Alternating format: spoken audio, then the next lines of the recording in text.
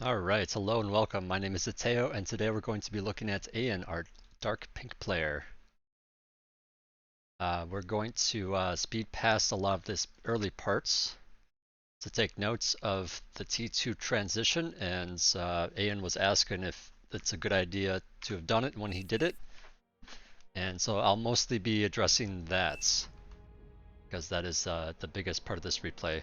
So I'm going to speed past this, put on some vision, and just take a watch at what happens here. There's a few things to note early on, but I'm gonna basically skip through this and just give them the notes for that because I primarily want to talk about that transition, and I don't want the video to go super long, so I'll just skip past this part.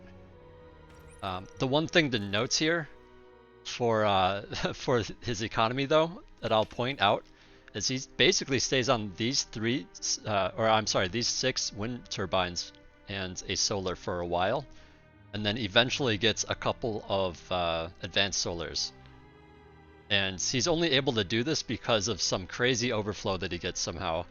I think mostly from the red player who queues up a lot of turbines, a lot of tidal generators. So that comes into play with the decision a bit.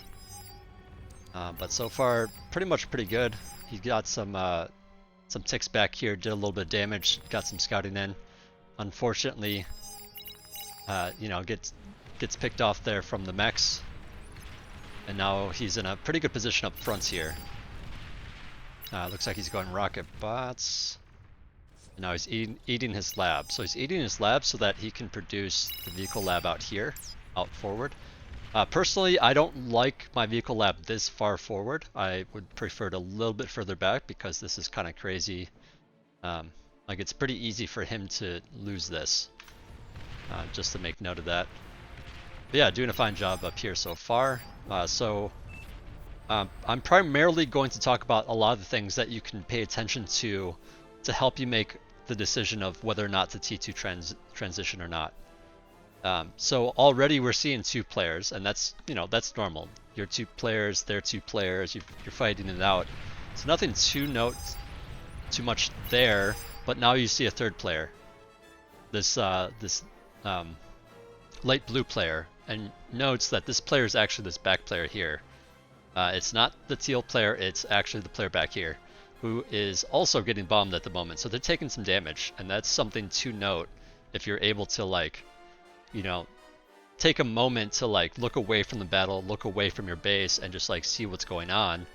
You'd see that brown is bombing over here. Now, when you're playing, that's obviously not the easiest thing to do, to just zoom out and be like, oh, okay, that bombing run happens. To be able to catch that in the moment is kind of tricky, or at least I find that very tricky to do. But yeah, so all in all, so far we've seen 3 players here. This tan player is now coming around, helping this side out a bit as well.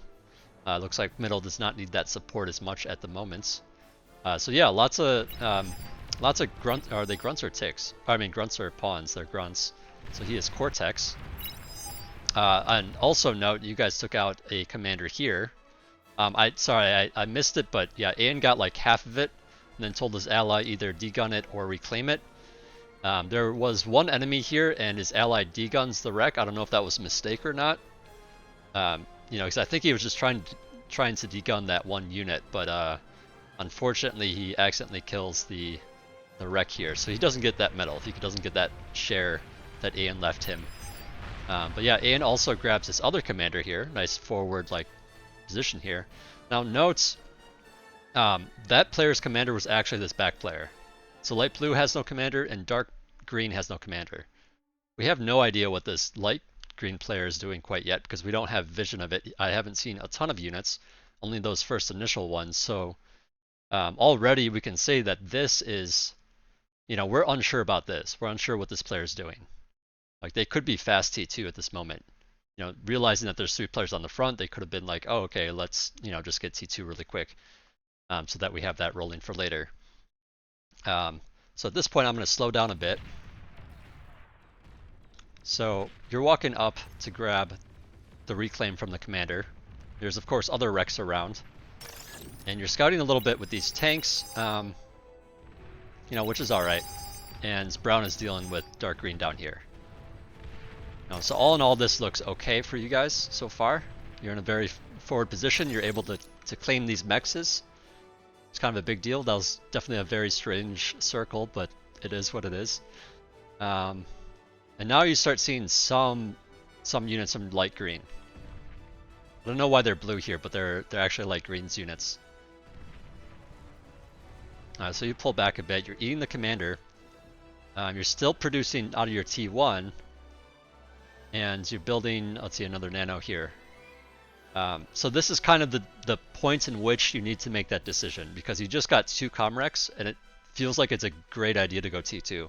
So we're going to dive into all the things that you want to look for at this moment, because ultimately this is when you're making that decision. And also, like I said earlier, all he has to work with are these 3, or I'm sorry, I keep saying 3. There's 6 wind turbines here. So there's 6 wind turbines, 3 advanced solars, and 1 basic solar here. And that's all he has for energy income, which is completely absurd to me, because you would need more to actually field these units out, as he did. But yeah, the overflow has been real, as I think Red has been the primarily the giver of all that. Maybe not, I don't know. There's just so few, like, it isn't just, I mean, there just isn't a lot of other people having a lot of energy, so it feels like the overflow shouldn't be that large. But I digress. Alright, so let's look at all this stuff. Let's put the view back on and not accidentally cheat, because we want to see this from his perspective. So I know I kind of sped through a lot of things, and I probably should have slowed down for that when Tan came in here and raided with those grunts. But basically, Tan ultimately got his way all the way up to here and did some economic damage to light blue. So light blue is taking a beating from air and taking a beating from ground.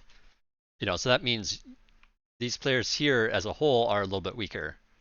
Now note, there is still 3 players here. There's green, or I'm sorry, there's teal, there's light green, and there's dark green. And then, this player we can say is more or less taking out for the moments, like they're busy rebuilding and stuff like that. So ultimately there's 3 players. Teal, I think, is primarily supporting the frontier, but Teal could definitely start sending units this way. So attacking here, isn't, might not be the easiest thing, because Teal can just come to the rescue in a way, and then you're still dealing with these 2 players as well. So there's a lot to defend in this location, and you just got a pile of T2. So looking at that, it kind of makes sense. Like, yeah, just go T2 at this point, because, like, you can't really push because there's so many players here. And, while there was some damage done to this 4th player, like, normally this player isn't going ground like they are. For Ayin's team, that player is the air player. So there's no ground units coming out of here to support the top side or anything like that. And so, also note blue is Regna, so yeah, this definitely can happen with Regna, and you get pushed in, and this feels bad. So this is the other thing to consider, is this top side's not doing so well for Ayin's team. So that might pressure Ayin into wanting to attack. Because if he can't attack and pull some of these guys off of top, now all of a sudden top's dead, and now, like, orange and brown have to try to cover the fact that these guys are gone. So that's a lot of additional pressure that personally I would feel a lot, because I definitely, when I consider T2 and consider what I'm going to do next, I definitely make note of things like this. Because losing these players ultimately means if you sit back in T2 and they all T2, and then it becomes a T3 war. Well, if you're down 2 players, now all of a sudden, they're going to have way more T2 and T3, basically, is what that comes down to. So that makes the arguments of maybe you should stay on T1. And also you do have this nice forward spot here. You're basically all the way up to Teal's base. So to me, if you go T2, you do have room to fall back on. It's not like a ton of room because Brown's base is like right here, and this is basically, where the battlefield kind of is right now. So there's that to consider as well. Let's see. I made a lot of notes on this, so let me check my notes and make sure I'm not forgetting something. Um, yeah, so you've killed 2 commanders, so you don't have to worry about like a big strong push using commanders.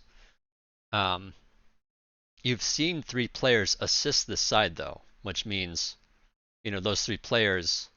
Again, one of those players is damaged, and then one of these players we don't really know what's going on with them, and then dark green has been um, pretty has been sending units out here to fight. So um, again, kind of damaged, so you don't have to worry about this guy so much. This guy you do have to worry about, and then this guy could be T2, and if he's T2, you kind of need to go T2 to parry that, especially since you're in that forward position. You're able to, since you can kind of afford to in terms of time, it sounds like a good idea then because of that. Um, let's see. But yeah, Brown took a lot of damage. Tan also, or Brown dealt a lot of damage with bombers, and then Tan dealt some additional damage. Um, let's see. Yeah, top side is falling. And then yeah, the other thing to consider is, checking your teammates out. Like who has T2? Does anybody have T2 yet, or should maybe you go T2 and supply the team? Um, and things like that. And when you're considering T2, you should also consider like, um, if these guys end up just, if they're staying on T1 and they push back, A, do I have the room like I was talking about, but B, do I have the units to also keep them at bay for a bit? And here there isn't a ton of units, so yeah, I would say if you're going to try for T2, maybe grab some units first. Um, And especially because if you hold this position, you'll just have a lot more metal to work with to get that T2 a lot faster. Um, so you can spend the reclaim money on units, grab this stuff, have your units, parked here to defend the mexes, and then you can,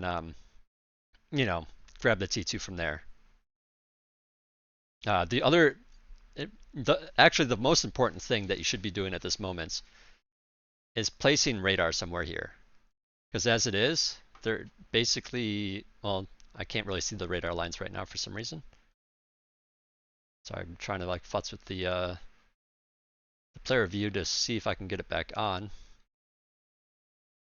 All right, well, apparently I just can't see it.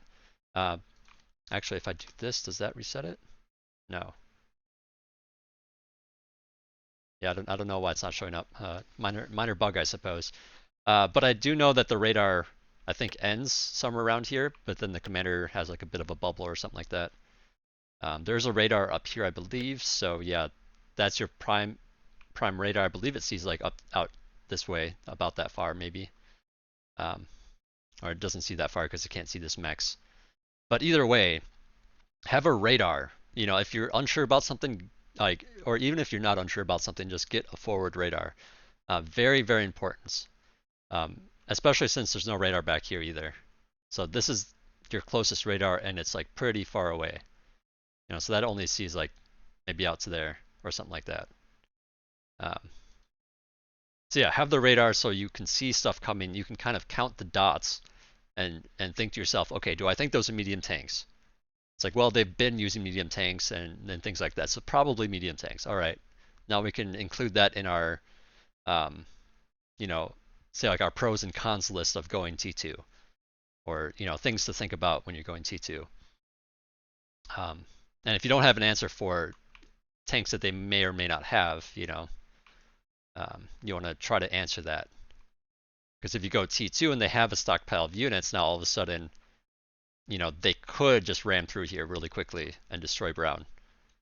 I'd say destroy you, but probably Brown first because he's closer. Let's see. There's, of course, terrain you want to consider too when you're attacking. Here, it's a bit narrow. It's like easier for say like teal to set up defenses along this side here, and then there really isn't too much angle for you. This here is very narrow, so it's hard to push down there. You can push up here, but since you're tanks, it becomes hard because it's a hill. I mean, pushing uphill with tanks, like, yeah, it works, but if you're met with resistance, all of a sudden that resistance can take a lot of extra shots on you because you're trying to get up the hill so slowly. But yeah, those are the things to consider, like terrain. What do you see from the enemy? What do you know in terms of what you've seen prior? Or, that second one was like, what do you see now? But then also, what have you seen in the past? And like, maybe you didn't see this bombing run, so that, doesn't come into play in your minds, but something to note. Here we also see some purple dots. And if we go to regular speed and unpause, we can tell that those are moving pretty fast. We know those are some kind of air units, so we know that this player here is playing air. So that's something to consider as well. It's like, okay, if you see this and you realize, oh, there's air units there, this isn't really a normal place for fighters to be right now. These are probably either gunships or bombers. It feels a little bit strange for bombers to be going northbound. So I feel like bombers usually, they go like straight in to like be detected as late as possible type of thing. So I would think that these are gunships if I was like really paying attention to it. So given that, knowing that the gunships, they can fly anywhere and help whatever lane that they want, and looking at your forward position, they might want to assist this side. So definitely something to consider as well. So given everything that I've said, I would look at this and say I'm gonna just stay on T1 because there's a potential for me to do something here. There's also, I'm not sure what's here. There could be some units here, and it looks like there is some tanks here. Or at least, at least one of those are tanks. So at this point, like if we just waited till 9 minutes, and if you notice this spot, you would see that there is some light green T1 tanks. So that means that they are, building T1 tanks and probably aren't T2 yet. Or if they are T2, then it's just mexes being upgraded, and they're probably gonna have a lot more tanks. And then you need to consider, like, do I have enough time to get T2 before they reach my base? But yeah, I want to very much point out that, while you're playing the game, it's hard to see all these things. It's very hard. Like to see these and know that they are gunships, like there's no way I'd be able to tell that during the game. It looks like the radar vision is back. I don't know why it was off before. And I would maybe not even know that this guy was bombed. But at least I would try to have a radar to be able to see further. And when I'm considering T2, I'm trying to think of different ways to gather information. And there just isn't a ton of information. There's some information you can gather from the fights and whatnot, but it's not a ton. So what I would consider doing as well is maybe making some rovers and just have them go like, whoops, and just have your rovers go like up here and just see what this player's doing. And maybe have a couple go this way to see what that, or what's going on over there. If I saw enemy units here, I would maybe just go around this way or something. Just get some information is basically what it comes down to. You can also do things like ask your air player, like, hey, do you mind sending some scouts to the south? Checking out these locations. Because knowing is half the battle for sure. All right, so let's see. Did you start the T2 yet? No. Okay, so you are going T2. You're still producing T1 for now. All right, so you just started the T2 factory. You're still producing T1. And to me, it's completely absurd that you're doing T2 sub 400 energy. It's just, like, you should not have enough for this, but somehow you just do. Alright, so at this point you see gunships. I wish I'd been able to pause at the exact right time, but because of the limited radar vision, the gunships were here and just came in, and all of a sudden, like, they're 2 feet away from your commander. So if you had a radar, you'd be able to see those a little bit better and respond perhaps. But yeah, as it is, like, yeah, you guys don't have any anti-air whatsoever over here. And so you're kind of in a bit of trouble.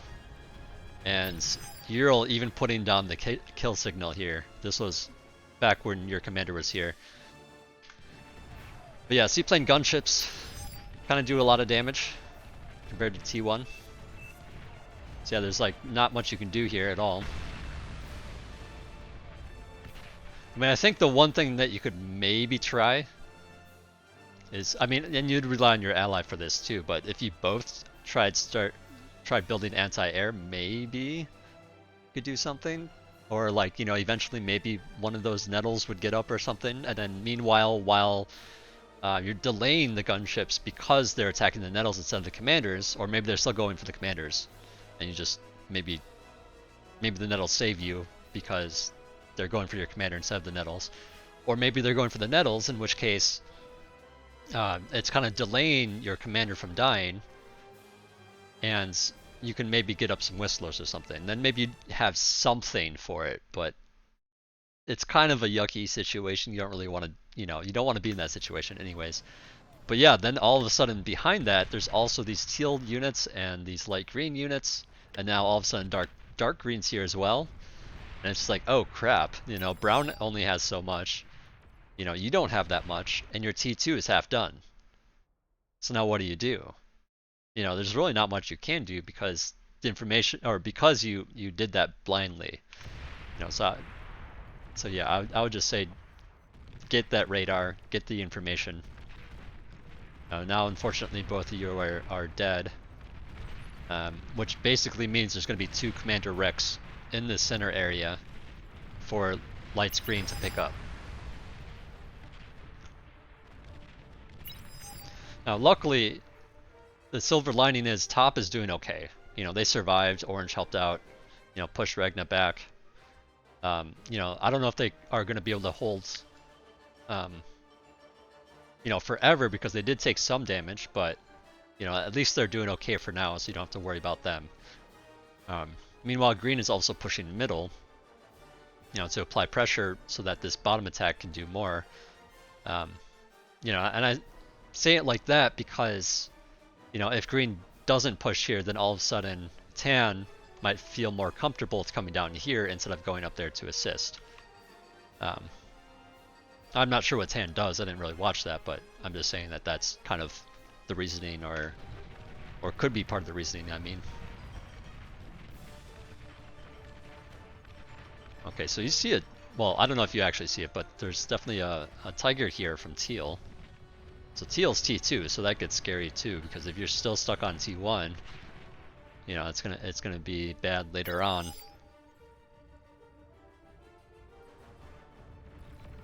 Yeah, 2 Rex there, so it's going to be rather easy for light green to go T2 with those Rex. So here you just finish your T2 lab, you're getting your guy out, and you're upgrading mexes. You still have some time before they reach your base, right? Like, this is obviously threatened, but it's going to be a while before they get to a base. Or, you know, at least a little bit. Alright, so you guys done. You should definitely only produce 1 at this moment. You cannot afford to give people T2. Alright, you shared something with brown. Oh, you shared this guy to brown. Okay, so the guy that's building. Yeah, I feel like, so to me this is an absolute mistake. You know, given this, for sure, it's a mistake because these guys can very easily just keep rolling up. And if you give brown T2, he's going to want to upgrade his mexes. Well, if he upgrades his mexes, he's not going to be producing as many units. So that puts brown in jeopardy in a way. So he can't really utilize this at the moment because he needs units. And so do you. But even if that weren't the case, I would say before you gift this out, upgrade your mexes. You know, that way you're getting that metal income to be able to afford this T2 a lot better. Because as it is, you can't really afford it, and so you're kind of just like slowly building it. And then you're giving it out instead of getting payment for it, so like that'll set you back even further. Nice. So you are reclaiming, or trying to reclaim your fronts. The enemy is like right here, so like, yeah, you just try to eat it really quick.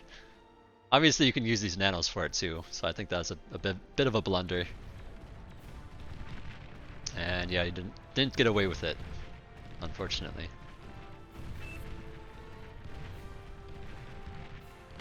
Yeah. Alright, so you're upgrading the mexes.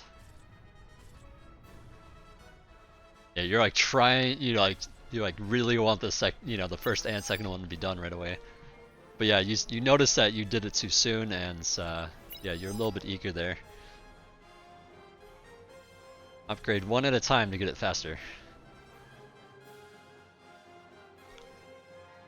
Alright, now you can switch. Alright, so now you switched. Yeah, the situation is bad enough here that there is another thing that I want to talk about here. So, obviously, you don't really have T2 economy yet. You do have the builder though. So with that, I would say, build a metal storage, reclaim your T2 lab, and produce T1 units. Because you just need units right now. Something to parry this. Now luckily, light brown is here with the shurikens, and brown, dark brown, has a reasonable force as well. But this is quite a few medium tanks.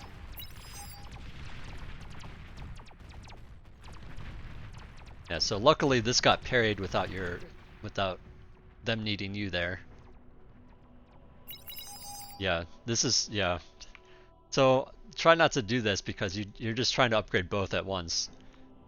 You're effectively starting the third one too soon, just like you started that second one a little bit too soon. You want this to be like 95% done, then switch your builder to this one. That way you'll get this one done faster since you're limited on metal. But yeah, you could eat your lab and start producing T1 units while you upgrade your T2. Sorry, T2 economy.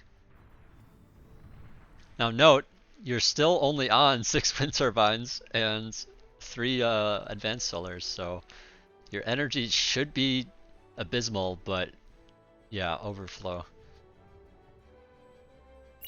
Like there was a point, I don't remember when it was like earlier on, when you had like plus 200 some income and your drain was like negative 800 and your bar was still maxed out. I was like, how is that possible? Is everyone just overflowing?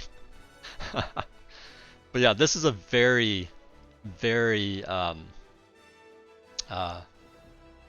important thing to try to not do. Because, with these T2 mexes, they're going to start draining your energy even further. And then when you start producing T2 units, that's going to drain it even more. And, it's just you're not going to have the energy to do this. And you're not going to have the energy to build a fusion, so you're going to need it anyways. So to me, yeah, the energy should have been built on, basically as you were winning the front here. Yeah, so I think you realize it, you're adding on some more advanced solars. This also, I'd say that's a mistake. That's greed right there. I mean, your opponent's like right here. And it's very easy for them to just kind of push up here for brown. And brown's gonna need some help. I mean, there's 3 players here. Potentially 3 players. I mean, I know dark blue took some damage. This might be all they have in terms of army, but there's those 3 players. Plus there's the gunships that could show up. There's no anti-air over here still. Plus Teal's base is right here. Teal could support them anytime they want, and they have T2. So that's something to consider as well. So I would say just don't grab this mex. Instead, get those units out. And if you want to be greedy, go for a fusion, but don't go for a fusion yet. Get your advanced solar going. Maybe get some more build power, and then, with the mexes you have upgraded here, you should be able to build advanced solar pretty quickly. Or you could do the wind thing like this. Your energy is super low. Yeah, right now, like you just started hounds. So all you're building right now is hounds and a nano turret. And it's negative 900. So yeah, your energy is draining super fast. It's, yeah, just not nearly enough to support actual units. Yeah, and now, oh, looks like there was a pause. Looks like I'm gonna pause too. So I would actually say that since you're so very low on energy, you don't really have the time to build wind. I mean, ideally you'd want winds, but I'd say here, because you have some metal, you know, because you have T2 mexes, I would say just go advanced solar right here. You can transition into fusion with that faster than, you know, trying to build your wind up from nothing. Because yeah, that's probably gonna take a bit. Yeah, and so now at this point, dark green has quite a bit, light green has quite a bit. You got some hounds out, so I mean the hounds are nice, but I don't think you quite have enough to defend this. The shurikens come back to help. Yeah, it's just a lot of stuff.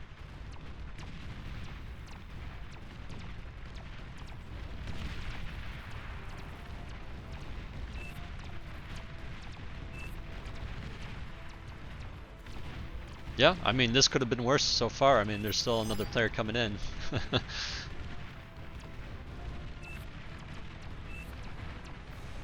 And this is one of the things about T2, like basically, you know, it's like while you get T2, you're weak because you're not producing units because you're building the lab. And then once the lab's done, you want the constructor. So now, you know, you're weak because you're getting the constructor, and then you want the mexes upgraded. So now you're weak because you're upgrading the mexes. And then it's sort of like even to build units, you kind of need a fusion, or at the very least, you need, you know, your energy already built up a bit. So it's, you know, it's like all this time you don't have units. You know, and if anyone attacks during that time, it's going to set you so far back. Now, as it is, you're so far forward that you could afford, you know, there was some time for you to do some stuff, right? And so you got T2, and so to make the best out of it, you know, in this particular case, I would, you know, make the change of don't greed for this. You know, make sure you have your energy being built up before the T2 even happens. And if it's not built up, then you just need to build it up ASAP. And sometimes that means being a little bit less efficient with it and just getting advanced solars and then building your hounds ASAP. Because yeah, this is unfortunately a little too late for brown. But you do have T2, you know, so there's that. And in most cases, that's great, you know, because that means, you know, pushing back this main force, that means they're under the gun to try to get T2 before you push them with T2. Right. But as it is, Lights Green got two commanders. They ate two commanders. You know, so they basically have T2 already. And if they had kept building up their wins, let's actually just cheat and look. Yeah, and so they have plenty. Well, I wouldn't say this is plenty, but it's definitely a lot more than you have. So they're going to be able to support T2 a lot better. And it looks like they're already done it. It's already done. And they have the Geo, so there's that too. So yeah, just getting Jaguars. They're cheaper. They're kind of like, you know, they're like the Hounds in terms of cost. You know, so pretty much the same thing. It's just they have better energy coming in.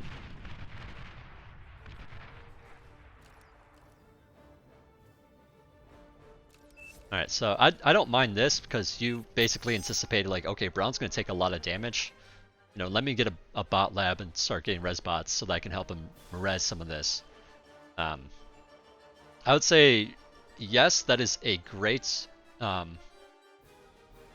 know, that's a great thing to do overall.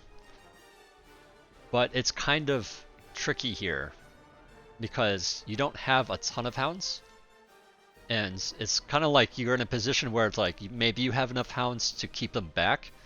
Like maybe they, you know, they've seen the hounds, so like maybe they're thinking, okay, I'm just gonna sit back for a minute, get my own T2 rolling, and not push the issue because it's T2 units up here.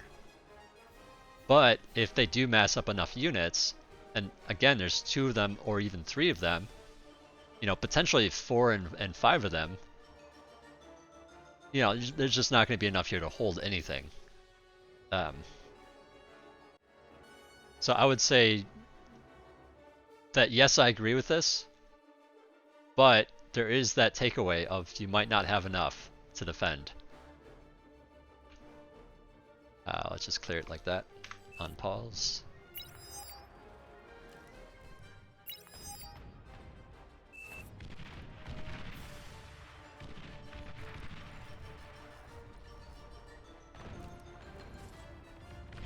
Yeah, I mean, I guess one of the things you can do is do like, you know, you can still do res bots, but not do quite as much, I suppose.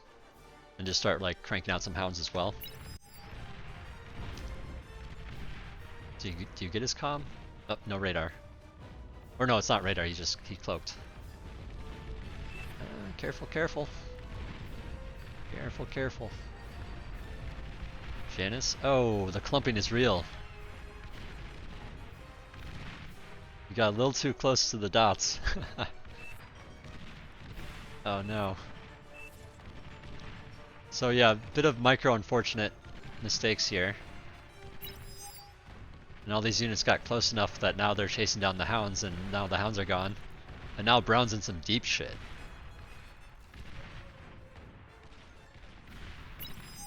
Yeah, Jaguars.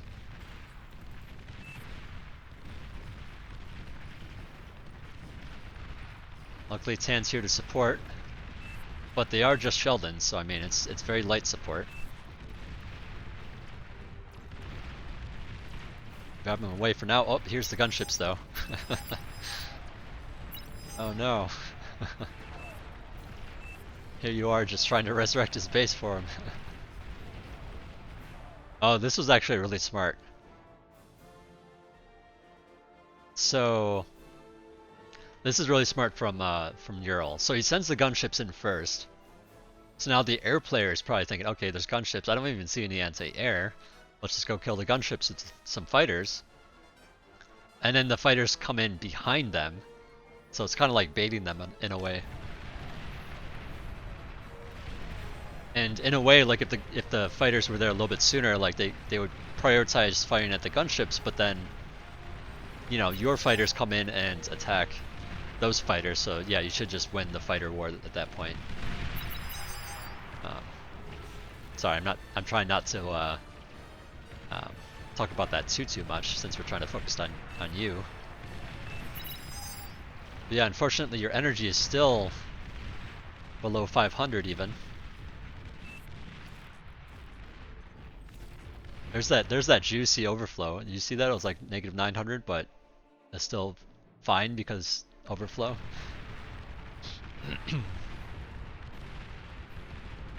Oh, did Brown must have given you some stuff here? Oh yeah, he just shared metal to you. I guess I didn't check for this. I didn't check the messages, but I don't know if you needed to call out air. Hopefully, air players are, you know, being very vigilant and seeing that they're needed somewhere before it's even called out. That's the ideal. Obviously, you know, not everyone has the time for that, but okay, so you get pushed back here. Alright, so now your hounds are coming out. Oof. And now wind is so low, and that's the other thing about wind. Is because you don't have a ton of wind, you can't really rely on it whatsoever, even with the storage. And actually, yeah, you took some damage here that I missed, but man, it's just not enough.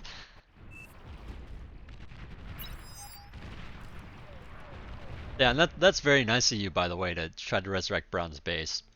But I think in the moments, it wasn't the correct thing, just because you needed units to actually defend the metal first.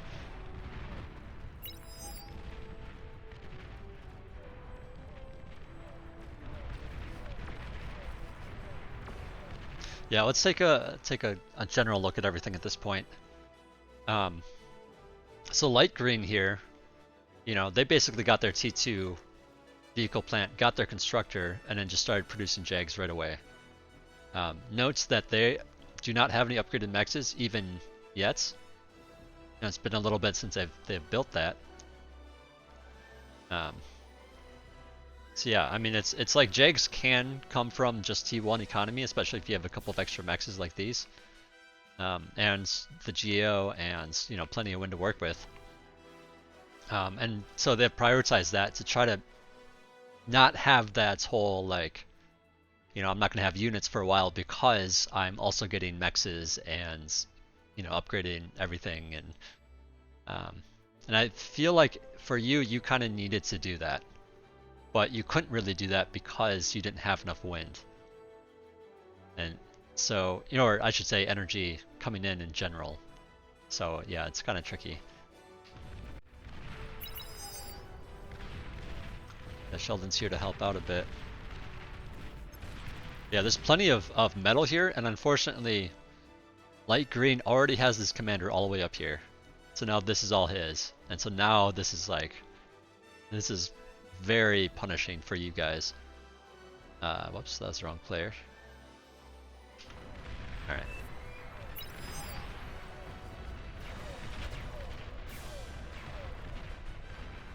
North doing some stuff.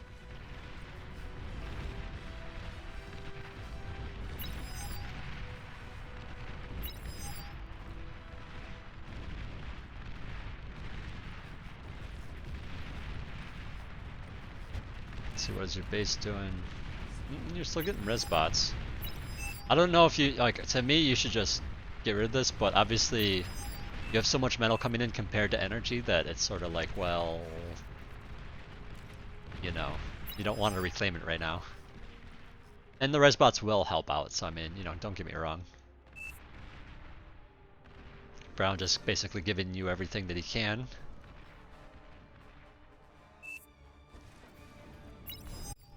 Yeah, unfortunately your T2 builder got picked off at some point too.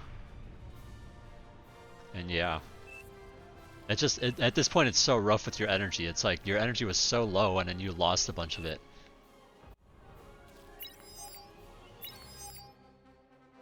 So yeah, I'm gonna speed up a bit here. So I think that primarily covers what we wanted to talk about in this replay. So I'll just try to make note of things as I see them at this point.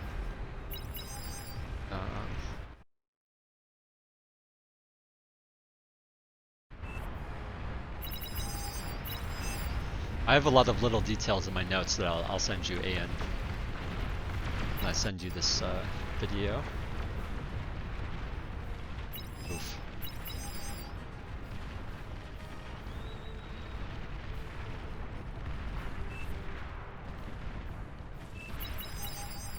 Yeah, I appreciate you trying to, you know, trying to poke some damage at them, but I think at this level of play, you know, anytime you venture too far out, they're going to punish you for it. So it might be better just to hang tight somewhere, you know, and just try to get metal going.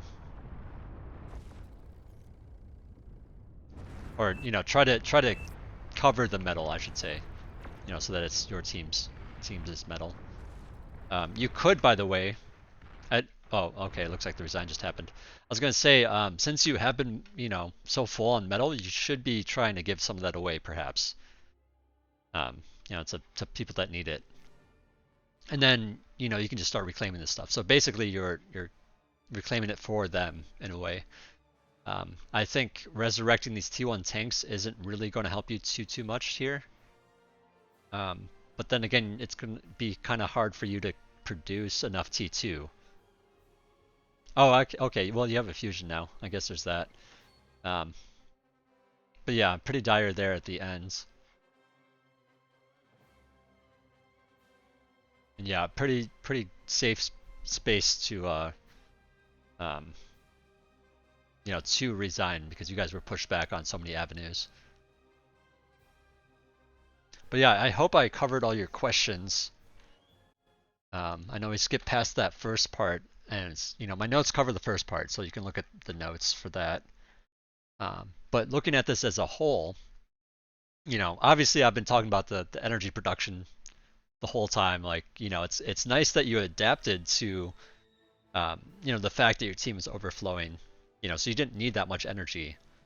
But that overflow is not going to go on for forever, right?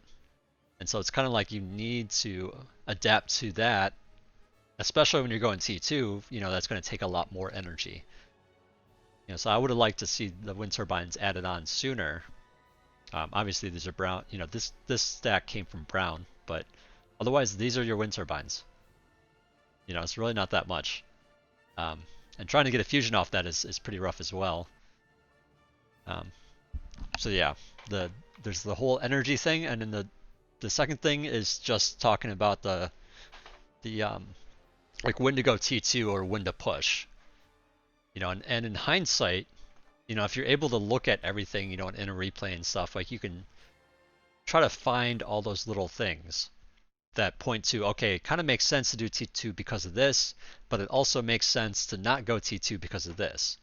And kind of just like make a list. And I think going through replays and getting a sense of that, um, should, if you have time to zoom out for a moment while you're thinking about it, it should help you make those decisions a little bit more clearly. Especially if you do things like scouting and adding radar in, and things of that nature.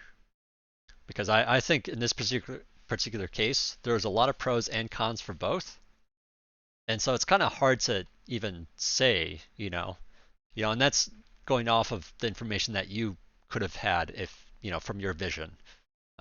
Again, not saying that you're going to see every little detail of everything that's going on, but the little bit of information you get here, the little bit of information you get there, can help paint that picture a little bit brighter, so you can make a more informed decision. Um, but yeah, in hindsight 2020, obviously, like as soon as you put down that T2, they basically just rushed you with, two armies and, seaplane gunships.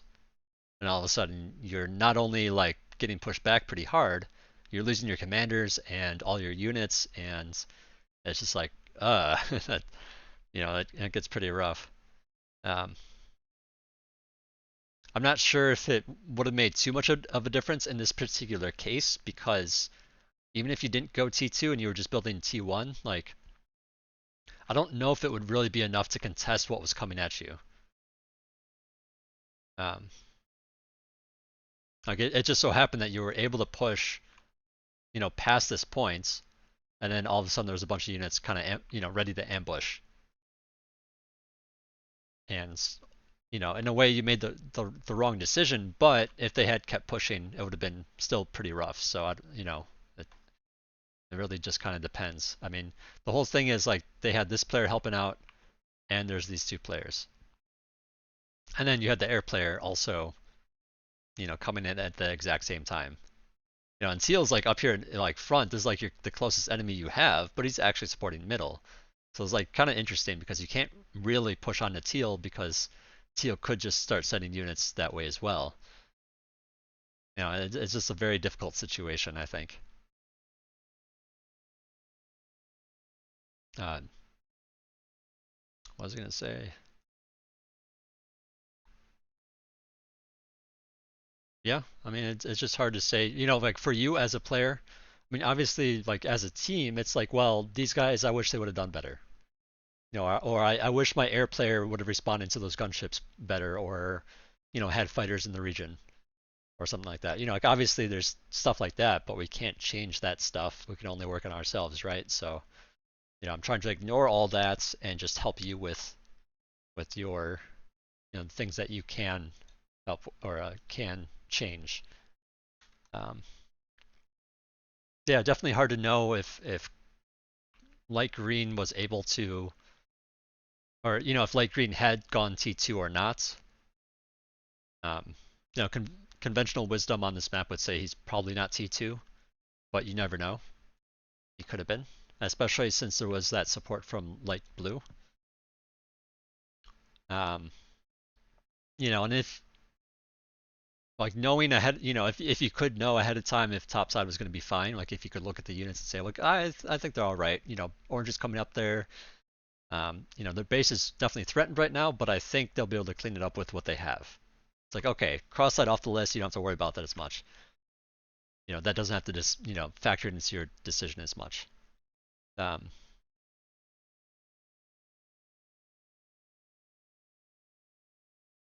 and then yeah, just if um, if you find yourself feeling like you don't have enough information to make a correct call, build some scouts of your own.